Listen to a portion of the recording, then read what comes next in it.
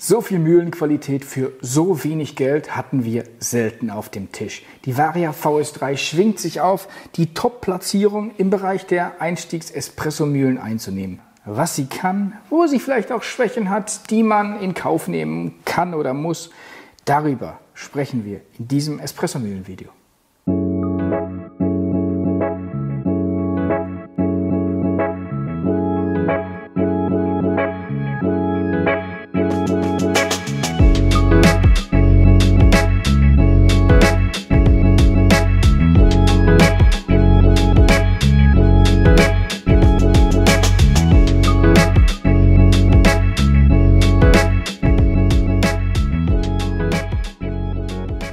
Irgendwo beginnt die Espresso-Reise bei jedem von uns. Bei vielen waren das günstige Espresso-Mühlen und Espressomaschinen. Und so sind wir immer auf der Suche nach wirklich guten, günstigen Materialien. Also Espresso-Mühlen, Espressomaschinen, beides natürlich. Und die Varia VS3, die ist mit, ich glaube, knapp unter 400 Euro regulärer Preis und noch einem günstigeren Preis, jetzt gerade irgendwie für eine Pre-Order, einfach wirklich im günstigen Segment. Vor allem, wenn man sich jetzt anschaut, dass das kein Plastikbomber ist.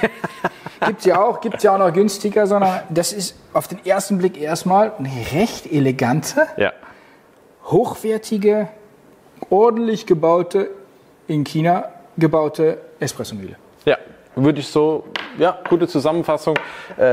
Es fühlt sich sehr, ich finde es sehr wertig an, auch ich finde zum Beispiel, das ist schon so ein schönes Beispiel, dieser Ring, der ist über Magnete fixiert und klar habe ich den vorne, weil ich es da vorne ablesen möchte, aber vielleicht möchte ich es ja von der Seite ablesen, weiß nicht, es spielt ja keine Rolle, aber auch das ist alles hochwertig, der Becher ist massiv, auch mit einem Magneten drin, können wir nachher dann noch darüber sprechen. Ansonsten gibt es gibt einen Knopf. Ja. Es gibt einfach einen Knopf. Weil es ist eine Single-Dosing-Mühle, die vor allem Espresso mahlen möchte. Ja. Es ist eine Single-Dosing-Espresso-Mühle in erster Linie, das gucken wir heute auch an. Wir werden hier alle unsere Parameter, die wir bei Espresso-Mühlen-Tests anschauen, nochmal durchbesprechen und natürlich dann auch einen Espresso machen. Michel, und wir haben die jetzt schon einige Zeit. Wir haben hier 2 Modelle, müssen wir auch gleich was zu sagen. Du hattest sie auch einige Wochen zu Hause und einfach so kontrastmäßig, sie stand neben deiner schicken, neuen, großen, schwarzen Sanremo U, jetzt dieses kleine Mühlenkorpus, und auch da hat sie eine elegante Figur. Ja, absolut. Also ja, ich darf auch ein bisschen sagen, ich hatte echt Spaß an der Mühle. Also für mich ist es mega schön, wenn ich so langfristig gesehen weiß, wir filmen jetzt in den nächsten 4 Wochen dann die Mühle, kann die mit nach Hause nehmen, kann wirklich ausführlich damit testen. Habe auch noch die Perspektive meiner Frau, die dann auch nutzt und auch noch ein Feedback geben kann.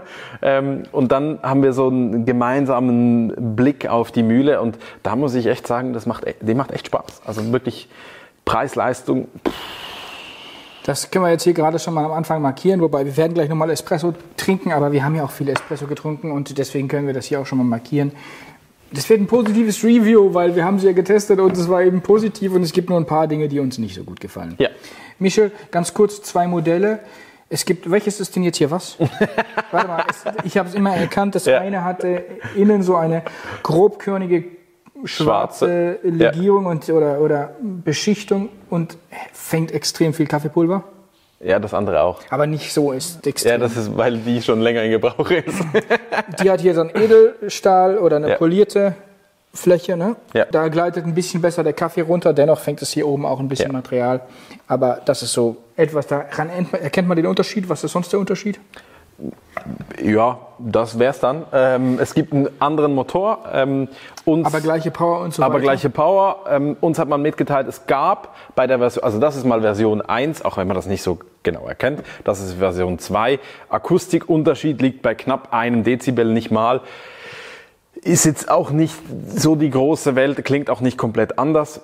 Es gab anscheinend einzelne Mühlen, die zurückgesendet wurde durch einen Motordefekt, hat irgendwie Probleme ausgelöst und dann hat man den ersetzt. Darum gibt es jetzt die Generation 2. Und wenn ihr sie jetzt bestellt, dann bestellt ihr jetzt gerade normalerweise, außer sie ist noch an Lager, die Generation 2 und dann habt ihr schon den neueren Motor. Wir haben aber auch von Händlern mitgekriegt, die keine einzige Mühle zurückgekriegt haben. Also es war anscheinend einfach eine Kleinigkeit und darum gab es jetzt eine Generation 2.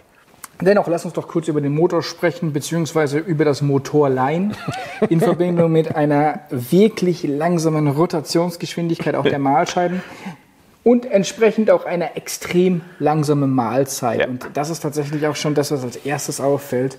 Das ist die langsamste Mühle. Mit Abstand. Mit Abstand, die wir bisher gemessen haben. Also alles andere auch noch im günstigeren Segment. Also ist schneller. Ja. Die malt natürlich auch nur mit einer Geschwindigkeit von 160 Rotationen oder 170 pro Minute. Also RPM ist extrem niedrig. Also guck mal rein. Ja. Du siehst den Kegel schon drehen. Also da kann ich fast schneller laufen. Ja, ich meine, 170 pro Minute, das sind ja pro Sekunde 3 Umdrehungen so. Ja. Handgelenk mal Also Pi. mit dem Fahrrad sind wir schneller. Ja, definitiv. Also man kann echt zugucken, wie es dreht. Es ist echt. Und das ist definitiv, und das muss ich wirklich von Anfang an ganz klar sagen, ich habe komplett die Zeit vergessen, als du gemahlen hast. Ja, auch. Aber man beginnt einfach in dieser langen Mahlzeit super viele Dinge zu tun. Also kleines Beispiel, wir trinken sehr oft 2 Flat White und dann mache ich 2 Double Shots. So, das heißt, ich habe in der Zeit, wo die Mühle, also ich habe den Kaffee gesprayt, reingemacht, mahlen lassen, Siebträger ausgespannt, geputzt, die Milchkannen bereitgestellt, Milch eingefüllt, hingestellt und dann war die erste Mahlung fertig. Und habe dann aber in der gleichen Zeit noch die Bohnen abgewogen für die nächste Mahlung, für den zweiten. Also es dauert. Wenn wir 10 Sekunden mahlen, mahlen wir 6,7 Sekunden. Mahlen wir 6,7 Gramm. Wir mahlen 6,7 Gramm. Also ich würde sagen, das ist so eine Mühle für alle, die Achtsamkeit üben wollen. Weil man kann so innerlich jede Rotation mitgehen. Ja. Und man kann jede Bohne in den Bohneneinführschlitz begleiten und auch wirklich sich echt verbinden mit dem Zermahlen werden. Und ja, man hat in der Zeit, sich tief zu verbinden mit dieser Mühle. Also es ist eine meditative Mühle. Es ist auch wenn der Sound dazu jetzt nicht ganz so wie Meeresrauschen ist, sondern eher, weiß ich auch nicht, wie eine Biene auf Koks. Ja, fällt mir auch nicht so. Ja, absolut. Also, ich habe aber... Genau. Ich möchte dazu auch noch was sagen. Ich bin ja immer erster Eindruck bin ich dann schon sehr skeptisch bei gewissen Dingen. Da gehörte die Varia mit dazu. Ja, ich erinnere mich.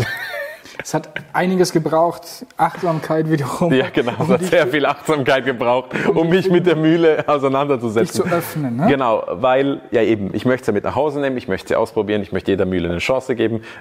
Und wir waren da in Athen an diesem Stand. Und ich bin da vorbeigelaufen, schon einen Tag vorher, bevor wir dieses Video, es gibt ein Video, verlinkst du sicher auch, von Athen, wo wir dann bei den ganzen Ständen waren. World of Coffee. Genau, und bin da an diesem Stand vorbeigelaufen und dann war dieses pfeifende Mahlgeräusch und ich weiß nicht, ob das noch die gleichen Mühlen sind wie da im Sommer. Ich gehe aber davon aus, weil wir unsere dann auch direkt bestellt haben. Du hast auf jeden Fall irgendwie sowas gesagt wie, da gehe ich nicht hin. Nee, da gehe ich nicht hin, weil ich kann mir das nicht anhören. Und ich habe das Gefühl, entweder habe ich es in dieser Halle anders wahrgenommen oder ich habe mich daran gewöhnt, weil ich finde es gar nicht mehr so schlimm, wie ich es da empfunden habe. Aber wir hatten ja auch einen Teilnehmenden an den Homebarista-Meisterschaften, der auch eine Varia mit dabei hatte, der Peter. Und mit dem Peter habe ich auch noch geschrieben, auch noch sein Feedback eingeholt. Und da ist es mir wieder aufgefallen. Ich war dann, glaube ich, gerade mit Latte Art beschäftigt beim Finale. Und irgendwo war die Biene. War die Biene wieder, die Biene auf Koks. Das finde ich ein super Vergleich. Und dann hat das wirklich wieder so ja. Das ist ein guter Vergleich. Wie war jetzt der Ton genau? 73 oder relativ leicht? Wir sind bei 73 Dezibel. Wir sind bei der neueren bei 73 Dezibel. Die alte hat 72. Die neue ist ein bisschen, also 1 Dezibel kann man auch irgendwo in der Messtoleranz liegen lassen. Genau.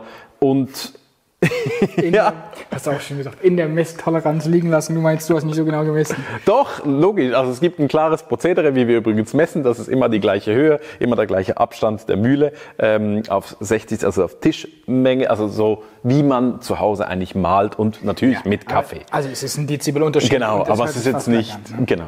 6,7 Gramm in 10 Sekunden. Das bedeutet, wenn ihr 18 Gramm mahlen möchtet, sind das einfach irgendwo 25 Sekunden Mahlzeit bis knapp 30. Genau. Und ich brühe zu Hause mit sehr langer Vorbrühung. Das heißt, ich bin wirklich sehr, sehr fein. Und da ist es wirklich, also ich habe es noch nie gestopft, aber ich hätte gesagt, garantiert 30 Sekunden. Was ich echt bei der Mühle empfehlen würde, ist auch mit dem Lieferumfang mit dabei, ist auch das Glas, hätte ich jetzt gesagt. Ja, fühlt sich sehr hochwertig an. Ist ein kleiner Spray. Gewesen. Was denn jetzt im Video live zerschossen? Wir wollten ihn gerade loben für die Qualität, ne? Wir wollten ihn gerade loben für die Qualität. Das ist bei meinem im Vergleich zu anderen Plastikdingern, die wir in letzter Zeit hatten. Ja. Du, aber lass uns den doch hinter uns lassen, weil er ist jetzt auch nicht so wesentlich. Er ist dabei. Ist dabei. Ich mache gerade überall Tropfen, sehe ich. Funktioniert manchmal dann im richtigen Moment nicht. Funktioniert normalerweise ganz normal. Würde ich euch echt empfehlen, weil es zieht etwas statik einerseits an das Röhrchen, das nach unten geht, und hier hinten an das Gehäuse. Und das kann man echt super gut brechen durch das Wasserspray vor dem Malen. Das macht absolut Sinn bei der Mühle. Ja. Michel, komm, wir gucken noch ganz kurz auf die äußeren Geschichten, bevor wir noch mal richtig einsteigen und auch über Totraum und so sprechen. Wir haben schon gesagt, es ist ein recht schmaler Kasten. Ja. Sag doch die Maße uns einmal. Also wir sind bei einer Tiefe von 15 cm gemessen, wirklich bis etwas kabelüberstehend. Wir sind bei einer Breite von gerade mal 9 cm und einer Höhe von etwas mehr als 31 cm. Es hat diesen Blasebalken, den kann man auch wegnehmen und kann den Deckel drauf machen. Ich finde das dann etwas mühsam, weil der geht dann schon etwas stark weg. Ich habe die Erfahrung gemacht, dass ihr habt nicht super viel Rest, was drin bleibt durch den Blasebalg, aber der hilft schon noch so die letzten Zehntel rauszuholen, und darum würde ich sie zu Hause in dieser Art und Weise nutzen und nicht so. Und ich finde, das ist fast schon fast schon zu stark für das jeden Tag wegzunehmen. Okay, aber es braucht den Deckel, damit es kein Popcorning hat. Also in dem Moment, wenn wir malen, ist es sinnvoll, einen Deckel drauf zu machen, damit euch nichts entgegenspringt. Ja. Wir haben das mehrfach jetzt betont bei anderen Mühlen. Da hing hinten dieses lange Kabel raus. Das ist hier wirklich kurz. Das ist elegant. Also du sagst 15 Tiefe, eben auch, weil wir hier so einen kleinen, eleganten Stromstecker haben. Das finde ich sehr angenehm, ehrlich gesagt. Ach, aber... Dafür haben wir dann das dicke Geschoss unten. Das hängt dann unten dran. Ja. Naja. Genau. Michel, was für ein Mahlwerk haben wir? Wir haben ein 48 mm konisches Mahlwerk drin. Führt zu einer gewissen Statik. Wir kommen dann noch zu der Partikelverteilung. Im Normalfall haben konische Mahlscheiben oftmals so einen leichten Hang zu mehr Feins. Sprechen wir nachher noch darüber. Und ja. Genau, und die haben natürlich ein bisschen Totraum.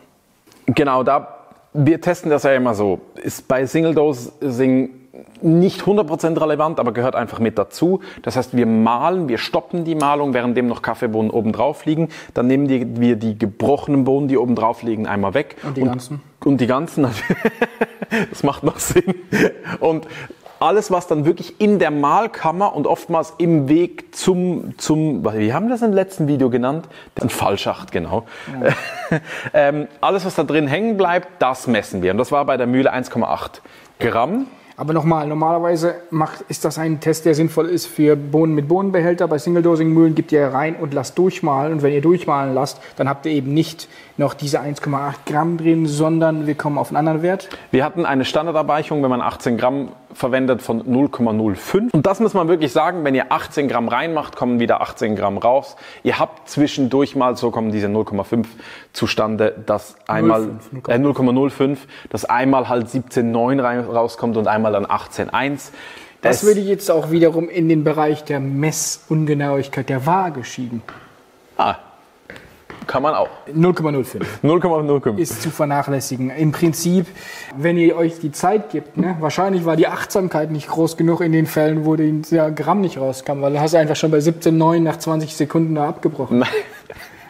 Das finde ich gut, dass du das sagst, weil das war echt ein Punkt. Wir haben das echt miteinander diskutiert. Ich will jetzt! Nein, weil wir haben das mal definiert bei allen Mühlen auf 30 Sekunden. Genau. Weil wir davon ausgegangen sind, dass niemals eine Mühle über 30 Sekunden braucht, um das rauszuholen. Das ist schon grenzwertig nah. Es ist grenzwertig nah, es hat immer gereicht. So, man hört ja auch, wenn die Bohnen dann draußen sind. Das war echt bei der Varia an der harten Grenze. Genau, langsamer würde dann aus dem Range, da müssen wir die Range nochmal neu definieren. Der Becher ist ganz schön. Ja. Und hat hier auch aber oben schon ein bisschen an Spuren hinterlassen. Das ist meiner von zu Hause, ja. Genau, was wir bei der Time More, Ja. bei der günstigeren, bei der 64S kritisiert haben, müssen wir hier auch sagen, das ist einfach beschichtet und im Einsatz, gerade dann auch in den Siebträger rein und so weiter, da leidet das schon ein bisschen. Was denn mit dem Durchmesser? Passt das denn gut in den Siebträger? Das finde ich eben was ich echt mega schade finde. Weil ich würde mir jetzt wünschen, wirklich, ich würde mir das wirklich wünschen, dass wir einen schwarzen Becher bauen würden. Würde halt einen schwarzen Becher in der gleichen Höhe mit den Flügeln dran, wie unser Becher gebaut ist, und dass ich dann direkt in den Siebträger, weil das ist irgendwas wahrscheinlich 54, 55. Ja, vielleicht hat man sich gedacht, günstige Mühle, ziehen wir mal auf eine Sage. DDK. Ja, und da DDK. passen wir dann rein, das ist ein 1,52er. Ja, das könnte schon knapp das werden. kann knapp werden, genau. Und das ist wirklich was ich zu Hause auch viel damit experimentiert habe. So, wie komme ich von dem in das? So, also klar, einmal so drauf und dann rausholen und dann habt ihr halt einen sehr bewussten Rand. Der ist etwas größer als bei der Time More und das hilft es dann wieder zu verteilen. Das hat mir echt was gebracht, weil ich habe jetzt am Schluss, habe ich dann wirklich so gemacht, weil mit 18 Gramm seid ihr schon relativ hoch, es kommt relativ luftig auch raus. Und dann habe ich wirklich, ich bin auf den Boden gegangen, so drauf, raus und dann war das echt so ein kleiner Berg, sage ich jetzt mal. Und dann das erste Mal etwas vertikal komprimiert, dass sich der Kaffee erstmal verteilt. Und dann mit WDT-Tool, Nadeltool einmal schön verteilt, nochmal vertikal komprimiert und dann getempt. Und so hat das echt gut funktioniert. Ich finde das echt schade. Ich würde mir da einen 58er Becher wünschen. Wäre schön, ist nicht dabei, ist aber, man kann damit umgehen. Absolut. Ist eine verpasste Chance, ne? Ja. Gut, dann noch ganz kurz, das kleine Gerätchen ist ja recht kompakt gebaut. Hat das Konsequenzen für unsere Temperaturentwicklung? Nein. Wir haben eine Temperatursteigerung von 0,9 Grad, das ist gar kein Thema. Also es geht nicht damit grenzwertig hoch über mehrere Bezüge, wobei der Hersteller selbst ja sagt, wir sollen nicht. Genau. Es steht in der Beschreibung, dass wir nach 60 Sekunden durchgängigem Mahlen 90 Sekunden warten sollten. Also wenn ihr 2 doppelte Bezüge gemacht habt. Genau, das haben wir selbstverständlich nicht gemacht in dem Test. Wir wollten ja gucken, ob sie heiß wird. Wurde sie nicht. Genau, aber da guckt lieber, also es ist eine Single-Dose. Und wenn ich mir schon vorstelle, dass ich wieder so lange mahlen muss, dann genau, macht keine, also 60 Sekunden mahlen wären ja schon 2 Portionen. Und dann müsst ihr ja noch brühen und servieren und dann, genau, also ich glaube nicht, dass ihr die an die Grenze bringt. Michel, preismäßig sind wir ja sehr günstig. Ja. Wir haben aber auch eine Limitierung in diesem Gerät, nämlich die Mahlscheiben, die mit 150 Kilo angegeben werden. Also das ist das, was es heißt, so sagt es der Hersteller, so viel Kilo werdet ihr damit durchlassen können. Und das ist schon nochmal signifikant weniger, als jetzt andere Hersteller angeben. Ja, also wir sind bei einer normalen Haushaltsmühle, Mahlscheiben im Preisbereich irgendwo so 600, 700 oder sagen wir 500, 600 Euro sind wir so oftmals bei einer halben Tonne. Das ist schon sehr viel, auch 150. Wenn man sich vorstellt, weiß nicht, wie viel Kaffee du zu Hause trinkst, aber ich trinke kein Kilo die Woche. Ich trinke vielleicht 250 Gramm die Woche. Ja, lass es 1 Kilo im Monat sein. Lass es 10. Dann bist du bei 12 Kilo. Bis über 12 Kilo. Also es reicht auch über 10 Jahre. Und darum finde ich immer so im Gastronomiebereich ist es für uns super entscheidend, ob jetzt die Mühle eine Tonne kann oder 1,5 oder die Mahlscheibe. Hier mit 150 Kilo ist es immer noch sehr viel. Ich glaube aber, dass man nach 10 Jahren der Maschine definitiv mal neue Mahlscheiben gönnen sollte, je nachdem, was ihr für einen Kaffeeverbrauch zu Hause habt. Die Mühle selbst, die ist einfach nicht eine Mühle, die euch viel Kaffee geben will. Und deswegen limitiert sie sich da selbst und damit hat sie dann auch eine gewisse Haltbarkeit schon vorangelegt. Wobei wir auch sagen müssen, dass wir diese Mühle jetzt, wie lange hast du die eine? Die haben wir im Sommer bekommen und die ist jetzt erst 3 Wochen alt. Wir wissen nicht genau, wie sich das dann entwickelt. Wir können also nicht sagen über die Haltbarkeit über die Zeit, aber es gibt da diese Ansagen. Michel, bist du bereit für Espresso? Ich bin bereit für Espresso. Dann übe ich mich in Achtsamkeit und du fängst mal an zu malen. Das ist echt gut. Ihr wisst ihr weiter, was von dir ist.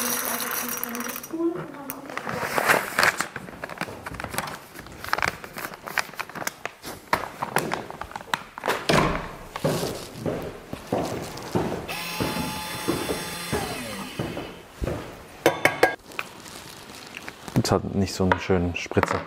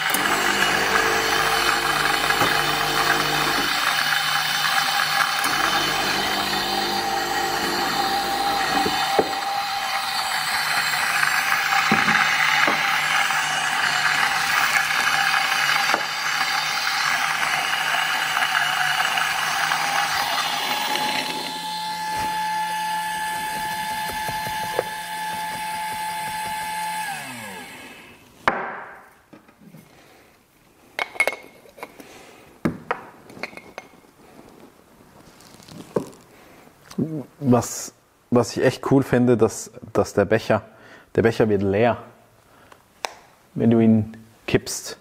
Also klar, es ist Edelstahl, darum sieht man auch die kleinsten Krümel.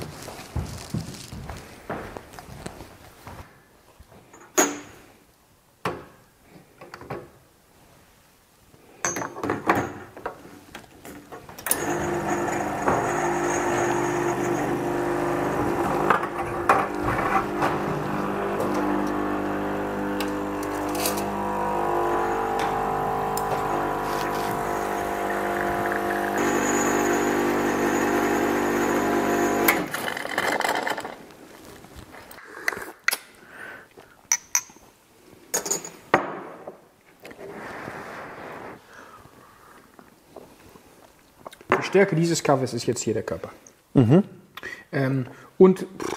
Hat eine Kakaonote, hat recht viel Bitterkeit, wobei die Bitterkeit sehr, sehr angenehm ist. Ja. Also nicht unangenehm, sondern eben genauso auch, wie du das sagst, in Balance. Balance ist ja so ein Kriterium, was wichtig ist in Espresso, ja. Wobei hier jetzt trotzdem dieser Kaffee deutlich mehr die dunkleren Facetten zeigt, den Körper mehr zeigt, und Säure ist jetzt hier das am wenigsten prägnante Attribut. Ja, war auch Henrike. War auch Henrike, aber trotzdem. Henrike kann auch eine gewisse Säure, kann auch mehr Säure mitbringen. Ja, wir haben eine kleine Pause gemacht, uns rasiert, uns eigentlich auch umgezogen, aber wir haben heute wieder das Gleiche an. Uns fehlt aber noch der Abschluss des Videos, den wollen wir jetzt sprechen, beziehungsweise euch berichten, wie die Partikelverteilung ist. Also wir haben den Espresso verkostet und wir haben ja einen guten Espresso getrunken. Absolut, ja. Und dennoch hatten wir eine sehr interessante Partikelverteilung, die nicht immer gleich war. Ja. Vielleicht müssen wir dazu nochmal sagen, wir machen ja erst einen Espresso. Wie geht dann das Prozedere weiter? Also erstmal in Betriebnahme, dann machen wir den ersten Espresso, lassen sicher mal plus minus 1 Kilo ist eigentlich durch jede Mühle durch, dass wir überall die gleichen Werte haben und das noch, ja, man hat früher gesagt, dass man Mühlen so einarbeiten muss und dass wir von dem ein bisschen, sag jetzt mal, geschützt sind, ist 1 Kilo durch und dann machen wir die erste Messung und das ist der Espresso, das ist auch die Partikelverteilung, die für uns am entscheidendsten ist. Und dann gehen wir von der Espresso-Probe zum Ristretto, also sehr fein. Das so ein bisschen einerseits zu sehen, was passiert mit der Partikelverteilung, wenn man sehr, sehr fein geht. Und auf der anderen Seite auch gehen die Mühlen, das war vor allem auch für Mühlen sehr im ganz günstigen Bereich, obwohl wir hier jetzt nicht mehr weit davon entfernt sind, wichtig, kommen wir überhaupt auf dieses extrem feine Bereich. Dann gehen wir zu einem etwas intensiveren Lungo und dann einfach optisch wieder zurück auf den Wert, den wir beim ersten Espresso eingestellt haben. Und das ist für uns der Parameter, der uns aufzeigt, kommen wir nach optischer Einstellung wieder auf die gleichen Werte. Und da hatten wir hier eine Abweichung. Da hatten wir hier eine sehr große Abweichung, insbesondere im Feinstanteil. Ja. Wir sind von 24% auf 31% hochgesprungen. Also wir waren offensichtlich mit der Extraktion später in der Messung nicht wieder da, wo wir ursprünglich waren. Ja. So, und das ist tatsächlich ein Phänomen, was dann auch öfters mal günstigere Mühlen von teureren unterscheidet, dass sie insbesondere mit so einer krassen Verstellung von fein zu grob und wieder zu mittel nicht klarkommen. Und das zeigt uns jetzt hier die Messung. Ja. Ich muss aber ehrlich sagen, wenn wir hier so ein fettes Partikelanalysierungsgerät hätten, dann hätte ich diese Messung gerne nochmal gemacht. Weil du auch im Alltag gesagt hast, dir sind da nicht so krasse Sprünge aufgefallen. Ja, absolut. Also vor allem, weil ich gehe nicht von Filterkaffee oder von Espresso Lungo auf Espresso, sondern ich springe zu Hause jetzt mit Kaffees von uns zwischen 2,5 und 3,5. Ich sage jetzt mal so, dieser Range und nicht dieses große Veränderungen. Und da habe ich es nicht so signifikant wahrgenommen, wobei ich oftmals die Veränderung, dass ich feiner stellen muss, einfach dem Alterungsprozess des Kaffees zuspiele. Aber du hast jetzt auch nicht wahnsinnig viele Rezepte gewechselt zu Hause. Jetzt waren es in der Zeit jetzt, auch nochmal bis heute, waren es 4 verschiedene Kaffees. Ja, und aber nicht, wenn du dann bei einem Kaffee warst, bist du bei dem geblieben oder bist du hin und her? Wir haben oftmals 2, weil die Schwiegereltern nicht so gerne die fruchtigen gesehen haben. Und das hat einigermaßen das hat gut funktioniert. Einfach im Alterungsprozess weiß ich halt mittlerweile jetzt bei der Varia, dass es so nach einer Woche dem Kaffee im Beutel so einen knappen Strich braucht, um wieder auf den gleichen Wert zu kommen. Aber das... Also nochmal, wir haben hier eine der krassesten Differenzen zwischen Test 4, so nennen wir diese Malung, und Test 7 im Feinstanteil, nicht im Hauptpeak. Das Hauptpeak ist nur um 20, 25 Mikron verschoben. Also das ist immer noch ähnlich. Ja. Aber die Feins erzeugen natürlich viel mehr Widerstand. Absolut, also das ist eine ganz komplett klar. andere Extraktion, genau. Das sieht ganz anders aus. In den Brühungen haben wir das nicht so stark erlebt. Ja. Ich hätte hier gerne noch eine zweite Reihe gefahren, um einfach das nochmal zu verifizieren, aber wir haben einfach dieses Gerät nicht hier verfügbar zu Hause, um nochmal eine ebene Messung zu machen. Dennoch gehört aber zur Transparenz, Michel, hier diese Zahlen klar darzustellen und zu sagen, da haben wir in der Messung eine große Schwierigkeit. Ja. Und deswegen ist das sicherlich auch, muss man auch so sagen, das ist eines der Single-Dosing-Kriterien, die wir angeschaut haben. Neben dem kommt alles raus, ist die Replizierbarkeit des Mahlgrades da und sind die Rezepte dann auch wieder da.